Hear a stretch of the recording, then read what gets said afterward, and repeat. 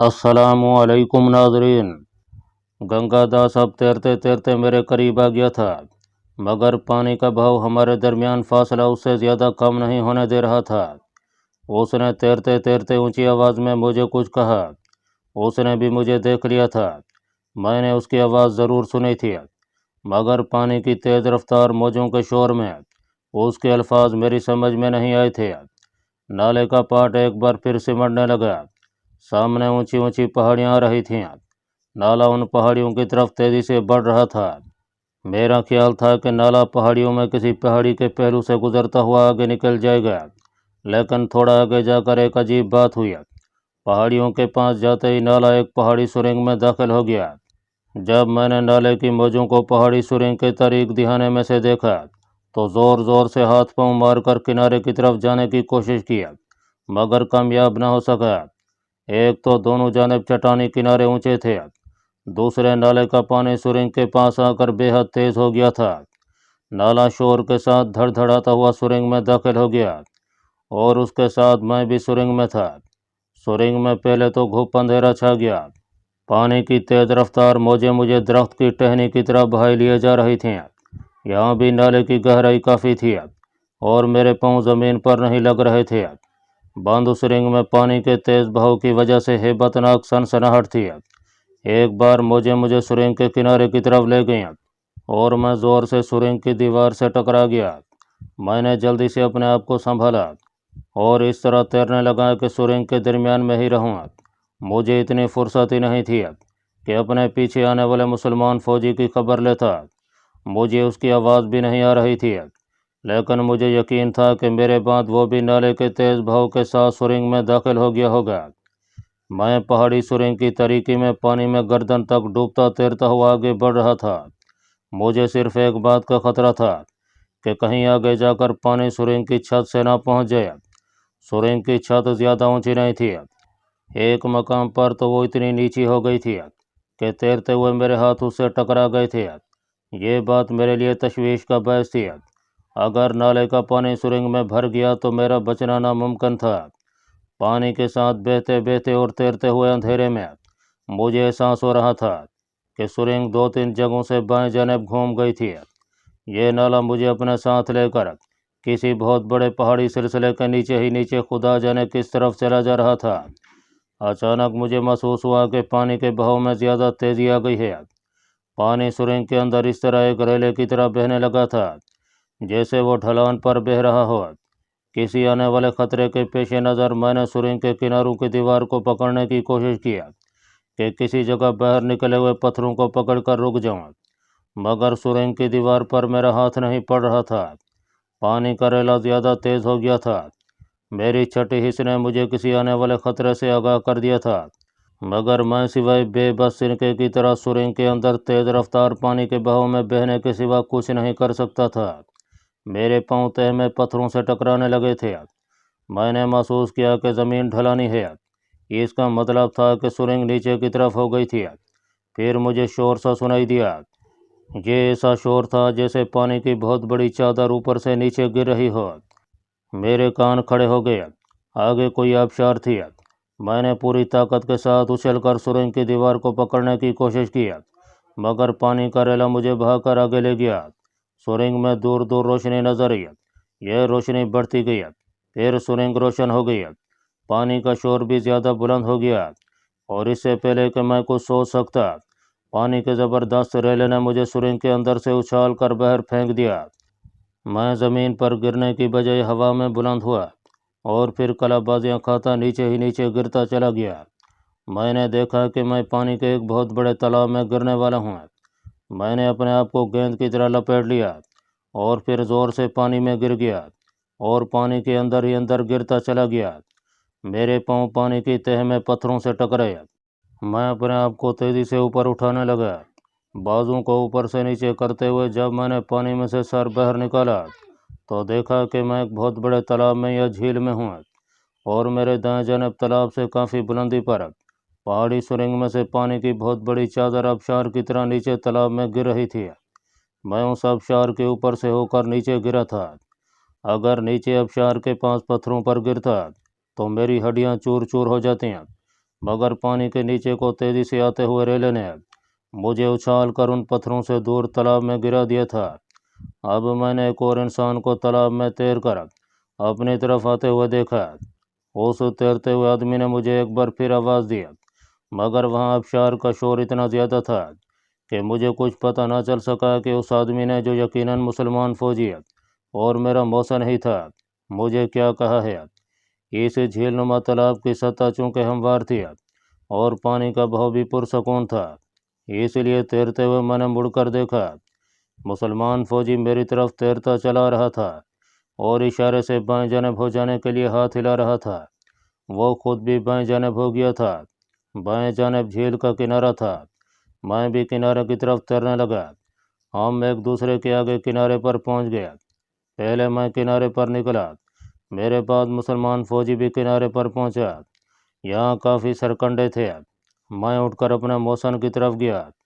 मेरा जिस्म टॉर्चर की वजह से दर्द कर रहा था, मगर ठंडे पानी ने इस दर्द को काफ़ी दबा दिया था। दूसरे मैं नौजवान था और मजबूत जिस्म वाला, बल्कि कसरती और कमांडो जिस्म वाला था, और मेरा जिस्म तकलीफ़ों और सख्तियों को सह सह कर लोहा बन गया था। इस बार मुझ पर इतना ज़्यादा तशद्दुद किया गया था कि कई बार दर्द मेरी बर्दाश्त की हद से बाहर हो गया था। मैं करीब गया तो मैंने अपने मौसन को पहचान लिया। ये वही गंगा दास भर्ती फौजी था जिसने कहा था कि मैं मुसलमान हूँ। वो सरकंडों के पास बैठा पानी वाली कमीज उतार कर नचोड़ रहा था। मेरी तरफ देखकर मुस्कराया। मैंने उसे कहा, अगर तुम मुसलमान हो तो भर्ती फौज में हिंदू बनकर भर्ती क्यों हुए थे? उसने अपनी फौजी कमीज झाड़कर दोबारा पहनते हुए कहा, ये बातें बाद में होंगी जवान, पहले यहाँ से निकलने की तदबीर करते हैं। मैंने उसे पूछा, ये कौन सा इलाका है? वो उठ खड़ा हुआ, कहने लगा, हम कठुआ की पहाड़ियों में हैं और ये झील आगे जाकर कांगड़ा की वादी में दाखिल हो जाती है। अभी हम खड़े बातें कर रहे थे कि हमें हेलीकॉप्टर की गिड़गिड़ाहट सुनाई दी। मेरे फौजी दोस्त ने मेरा बाजू पकड़कर एक तरफ घसीटते हुए कहा, जल्दी से इधर निकल चलो, और वो मेरे आगे आगे सरकंडों में दौड़ पड़ा। मैं उसके पीछे दौड़ने लगा। आसमान साफ था, धूप निकली हुई थी और ऊपर हेलीकॉप्टर से हमें देखा जा सकता था। वो बोला, ये डोगरा इन्फेंट्री डिवीज़न का हेलीकॉप्टर होगा, वो हमारी तलाश में है। जिस इलाके में हम दौड़े जा रहे थे वहाँ दरख्त भी नहीं थे, झाड़ियाँ ही झाड़ियाँ थीं, वो भी छोटी छोटी थीं। एक जगह पहुंचकर फौजी दोस्त बैठ गया और उसने मुझे भी बैठने का इशारा किया। हम छोटी छोटी झाड़ियों के बिल्कुल साथ लगकर बैठे थे और हमारी नज़रें ऊपर आसमान पर थीं। बाएं जानब की पहाड़ियों के ऊपर से एक के बाद एक दो फौजी हेलीकॉप्टर गिड़गिड़ाते हुए नमूदार हुए और झील के ऊपर चक्कर लगाने लगे। फौजी दोस्त ने कहा, मुझे मालूम था ये लोग हमारी तलाश में ज़रूर आएंगे, फिक्र न करो, बस यहीं बैठे रहो। फौजी हेलीकॉप्टर झील के ऊपर काफ़ी नीचे आकर चक्कर लगा रहे थे। फिर वह उस तरफ आ गए जहां हम छुपे हुए थे। हम झाड़ियों के अंदर जितना घुस सकते थे घुस गए। हेलीकॉप्टर काफ़ी नीचे आकर दायरे की शक्ल में चक्कर लगा रहे थे, मगर उन्होंने हमें ना देखा। झाड़ियों के अंदर छुपे होने की वजह से हम उन्हें नज़र नहीं आए थे। आहिस्ता आहिस्ता हेलीकॉप्टर ऊपर उठते गए और फिर जिधर से आए थे उस तरफ चले गए। जब वो पहाड़ियों की दूसरी तरफ हमारी नज़रों से उछल हो गया तो मेरे मुसलमान फौजी दोस्त ने कहा, इस तरफ इंडिया की 15 माउंटेन डिवीज़न की यूनिटों के कैंप हैं। हमें इस इलाके से दूर रहकर नीचे होशियारपुर की तरफ निकलने की कोशिश करनी होगी। यह हेलीकॉप्टर इस बात की निशानी है कि हमारी 8 डोगरा रेजिमेंट के फौजी हमारी तलाश में हैं और उन्होंने तुम्हारे और मेरे फरार की कठुआ के फौजी कैंप को भी वायरलेस पर खबर कर दी होगी। लेकिन फिक्र की कोई बात नहीं, यह सारा इलाका मेरा देखा भला है, हम यहाँ से निकल जाएंगे। हम अभी तक झाड़ियों में ही बैठे थे। मैंने उसे सवाल किया, दोस्त, पहले इस राज पर से पर्दा हटाओ कि तुम डोगरा यूनिट में हिंदू बनकर कैसे भर्ती हो गया, जबकि बकौल तुम्हारे तुम मुसलमान हो और एक मुसलमान होने के नाते तुमने मुझे मौत के मुंह से बचाया है। वो बोला, पहली बात तो यह है कि कोई मुसलमान अगर हिंदू बनकर इंडिया की फ़ौज में भर्ती होना चाहिए तो ज़रूर उसका दिमाग ख़राब हो गया होगा, क्योंकि ऐसा नामुमकिन है। डॉक्टरी चेकअप में उसका मुसलमान होना फ़ौरन ज़ाहिर हो जाएगा। پھر تم ڈوگرا یونٹ میں ہندو فوجی گنگا داس بن کر کیسے رہ رہے تھے؟ وہ بولا میرا نام نور دین ہے، مجھے گھر میں سارے محبت سے نور کہتے تھے۔ میرا باپ فسادات کے وقت نوجوان تھا اور ریاست ملیر کوٹلہ کے کارخانے میں کام کرتا تھا۔ جب پاکستان بنا تو مشرقی پنجاب کے دوسرے شہروں اور سکھ ریاستوں میں مسلمانوں کا بڑا قتل عام ہوا تھا، مگر ریاست ملیر کوٹلہ کے مسلمان بچے رہے تھے۔ میرے باپ کی شادی ملیر کوٹلہ میں ہی ہوئی تھی۔ شادی کے بعد وہ فرید کوٹ میں آ کر ریلوے ورکشاپ میں ملازم ہو گیا۔ میں اپنے ماں باپ کی شادی کے 5 سال بعد پیدا ہوا اور بڑی منتوں کے بعد اس دنیا میں آیا تھا۔ میں ابھی اسکول میں ہی پڑھتا تھا کہ میرے ماں باپ مجھے اکیلا چھوڑ کر اس دنیا سے چلے گئے۔ آگے کی کہانی بڑی لمبی ہے، مختصر یہ کہ میں جوان ہو گیا اور ایک سکھ کے کارخانے میں کلرک ہو گیا۔ جب بھارتی فوجیوں نے کشمیر میں نہتے اور مظلوم مسلمانوں پر ظلم و ستم کی انتہا کر دی اور کشمیری حریت پرست ان کے مقابلے پر نکلے تو میں بھی کشمیر کے محاذ پر پہنچ گیا اور اپنے مسلمان کشمیری بھائیوں کے شانہ بشانہ بھارتی فوجیوں کے خلاف لڑائی میں شریک ہو گیا۔ لیکن کچھ عرصہ بعد میں نے دیکھا کہ بھارتی فوجی کشمیری مجاہدین کو پکڑ کر ٹارچر سینٹروں میں لے جاتے ہیں تو وہاں سے ان کی لاشیں بھی واپس نہیں آتی ہیں اور انہیں ہلاک کر دیا جاتا ہے۔ تو میں نے سوچا کہ کوئی ایسا طریقہ ہونا چاہیے جس پر عمل کر کے میں اپنے کشمیری مجاہدوں کی بھارتی فوجی ٹارچر سینٹروں میں سے فرار ہونے میں مدد دے سکوں۔ چنانچہ میں ہندو بن کر ڈوگرا فوج میں بھرتی ہو گیا۔ میں کس طریقے سے بھرتی ہوا یہ میں نہیں بتاؤں گا۔ میں نئی کے گنگا داس کے نام سے ڈوگرا فوج میں رہ کر قیدی ہونے والے کشمیری مجاہدوں کا جتنی مدد کر سکتا تھا کرتا رہا۔ میں انٹیلیجنس میں تھا، یہاں اس کیمپ میں ہی تھا جہاں تمہیں انٹروگیشن کے لیے لایا گیا تھا، مگر تمہارے گرد سیکورٹی اتنی سخت تھی کہ جس دوران تم پر بے پناہ تشدد ہوتا رہا میں تمہاری کوئی مدد نہ کر سکا۔ جب مجھے معلوم ہوا کہ تمہیں پھانسی دی جانے والی ہے اور پھانسی نالے کے پل پر لٹکا کر دی جائے گی تو میں نے اپنے مدراسی میجر راما راؤ کے پاس جا کر سلوٹ کیا اور کہا کہ سر مجھے اجازت دیجیے کہ میں اپنے ہاتھ سے اس پاکستانی کمانڈو کو پھانسی دوں، کیونکہ جموں میں پاکستانی کمانڈوز نے میرے بڑے بھائی کے سارے خاندان کو ہلاک کر دیا تھا۔ میں نے یہ جھوٹی کہانی میجر راما راؤ کو اتنا ڈرامائی کر کے سنائی کہ اس نے مجھے اجازت دے دیا۔ اس کے بعد جو کچھ ہوا تمہارے سامنے ہے۔ میں نے جان بوجھ کر تمہارے گلے میں ڈالے گئے پھندے کو ایسی گرا لگائی تھی کہ جیسے ہی تمہیں پل پر سے نیچے دھکا دوں تمہاری گردن رسی کے پھندے سے آزاد ہو جائے۔ مجھے معلوم تھا کہ اس کے بعد مجھے فوراً گرفتار کر لیا جائے گا اور پھر میرے ساتھ ایسا وحشانہ سلوک کیا جائے گا کہ جس کا میں تصور بھی نہیں کر سکتا۔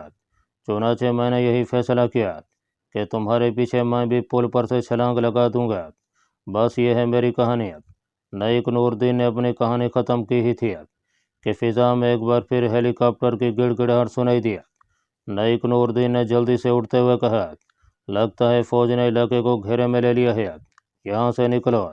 ہم اٹھ کر ایک طرف دوڑے تو ٹیلوں کے اوپر فوجی ہیلی کاپٹر نمودار ہوا۔ ہم جلدی سے بیٹھ کر ساکت ہو گئے۔ ہیلی کاپٹر ہمارے اوپر سے ہو کر گزر گیا۔ ہم دوبارہ دوڑ پڑے۔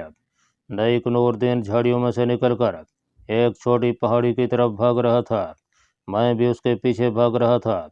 ہم پہاڑی کے پاس آ کر رک گئے۔ نائک نور دین نے آس پاس کے ماحول کا جائزہ لیا اور بولا، مجھے محسوس ہو رہا ہے کہ بھارتی فوجی ہماری تلاش میں یہاں پہنچ گئے ہیں۔ میں نے کہا، میرا خیال ہے ہمیں کسی طریقے سے ان پہاڑیوں سے نکل جانا چاہیے۔ ان پہاڑیوں کی دوسری طرف کیا ہے؟ نائک نور دین کہنے لگا، میں یقین سے نہیں کہہ سکتا، لیکن میرا خیال ہے ان ٹیلوں کے پیچھے دریا بہتا ہے۔ فضا میں اچانک تیز سیٹی کی آواز بلند ہوئی اور پھر ہم سے کوئی 50 قدموں کے فاصلے پر ایک زبردست دھماکہ ہوا۔ نائک نور دین نے گھبرا کر کہا، یہ مارٹر گن کا گولہ تھا، یہاں سے بھاگو۔ ہم دوڑتے ہوئے پہاڑی کے پیچھے آ گئے۔ میں حیران تھا کہ بھارتی فوجی ہمارا سراغ لگاتے ہوئے مارٹر گنیں لے کر وہاں پہنچ گئے تھے۔ مارٹر فائر تھوڑے تھوڑے وقفے کے بعد جاری تھا۔ یہ بھارتیوں کی حماقت تھی۔ مارٹر گولوں کے دھماکوں سے ہم الرٹ ہو گئے تھے۔ نائک بولا، پہاڑی کے اوپر سے ہو کر دوسری طرف نکل جاتے ہیں، وہاں دوسرا کوئی محفوظ راستہ بھی نہیں تھا۔ مارٹر گنوں کے گولے ہمارے دائیں بائیں پھٹ رہے تھے۔ ہم پہاڑی ڈھلان پر چڑھنے لگے۔ ढलान पर छोटी छोटी झाड़ियाँ उगी हुई थीं। हम उनकी आड़ लेकर ऊपर चढ़ रहे थे। मटर गन्नों के गोले यहाँ तक नहीं आ रहे थे। हम पहाड़ी की आधी चढ़ाई चढ़ चुके थे कि मटर का फायर रुक गया। हम पहाड़ी की चोटी पर पहुँच गए। चोटी पर एक छोटा सा मैदान था जहाँ झाड़ियाँ और दरख्त कसरत से उगे हुए थे। सामने की जानब दरख्तों के पीछे एक चट्टानी दीवार थी। हमने चट्टान के पास जाकर दूसरी जानब देखा। नीचे दरिया बह रहा था। ये दरिया ऐसा ही था जैसे दरिया पहाड़ियों में होते हैं। उसका पहाड़ चौड़ा नहीं था, मगर पानी का बहाव बड़ा तेज था। हम चट्टान के पास बैठ गए। नाइक ने नीचे दरिया की तरफ देखते हुए कहा, इस दरिया की दूसरी जानब पंजाब की तराई का इलाका है। ये दरिया आगे किस तरफ जाता है? मैंने नाइक से पूछा। इस बारे में मुझे कुछ मालूम नहीं है। हो सकता है ये दरिया आगे जाकर किसी और दरिया में जाकर गिरता हो, लेकिन इतना ज़रूर है कि अगर हम किसी तरह इस दरिया के पार पहुंच जाएं तो भारतीय फौजियों से निजात मिल सकती है, जो हमें तलाश करते हुए यहाँ तक आ गए हैं। फिजा में सन्नाटा तारी था। ये खामोशी बड़ी पुरस्कार लग रही थी। हम चट्टान से नीचे उतरने के बारे में गौर कर रहे थे।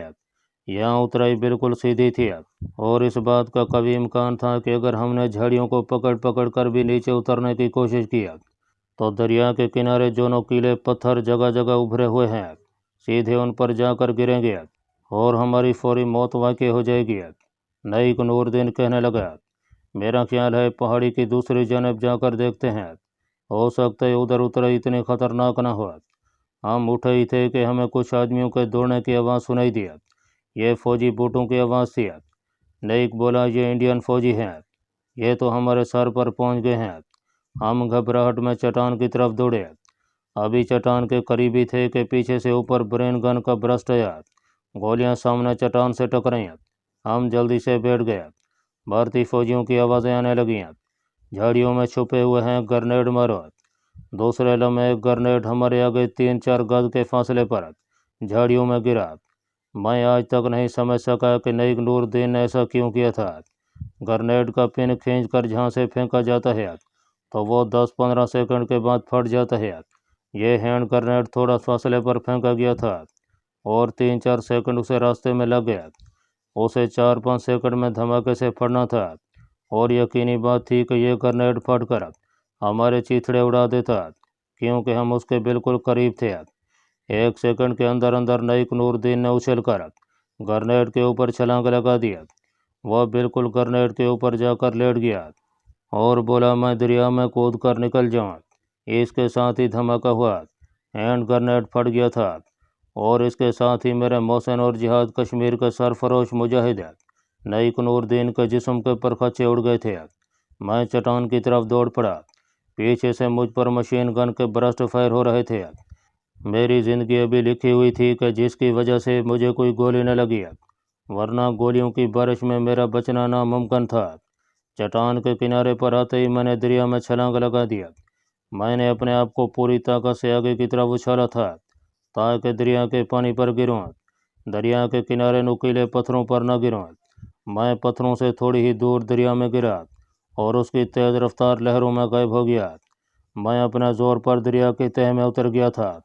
चूँकि दरिया यहाँ ज़्यादा गहरा नहीं था, मेरे पाँव बड़े ज़ोर से तह के पत्थरों पर जाकर लगे, लेकिन पानी के दबाव और बहाव ने मुझे ज़ख्मी होने से बचा लिया था। मैं पानी के अंदर ही अंदर तेज़ी से हाथ पाँव चलाता दूर निकल गया। सांस रोकने की मुझे काफ़ी मशक थी। जहाँ मेरा दम घुटने लगा, मैंने ऊपर आकर सर पानी से बाहर निकाला। मैं जहाँ उभरा था वहाँ दरिया या पहाड़ी नाले का पार्ट चौड़ा हो गया था और टीले दूर दूर चले गए थे। पानी यहाँ भी तेज़ रफ्तारी से आगे की तरफ जा रहा था। मैं पानी के बहाव के साथ साथ आगे ही आगे बहता चला जा रहा था। कुछ दूर जाने के बाद मुझे आसमान पर हेलीकॉप्टर की गिड़गिड़ाहट की आवाज़ सुनाई दी। मैंने गर्दन मोड़कर देखा। एक फौजी हेलीकॉप्टर ऊपर मंडरा रहा था। मैं गोता लगा गया। इस तरह कभी गोते लगाता, कभी सर बाहर निकलता। मैं दरिया में दूर से दूर होता चला गया, यहाँ तक कि पहाड़ियाँ पीछे रह गईं और फिर मेरी नज़रों से ओझल हो गईं। दरिया मैदानी इलाके में दाखिल हो गया था। मैं दरिया की एक बहुत तेज़ मौज पर बहता हुआ दरिया के एन दरमियान में तैर रहा था। दोनों जानब दरिया के किनारे काफ़ी दूर थे। मैं दरिया के दाएं जानब के किनारे की तरफ अपने आप को लाने की कोशिश कर रहा था। मगर दरिया की तेज़ मौज जिस पर मैं सवार था तेज़ रफ्तार घोड़े की तरह मुझे आगे ही आगे लिए जा रही थी। आसमान पर एक जानब से बादलों ने आकर सूरज को अपने अंदर छुपा लिया था। मैं किनारे की तरफ जाने की सरतोड़ कोशिश कर रहा था।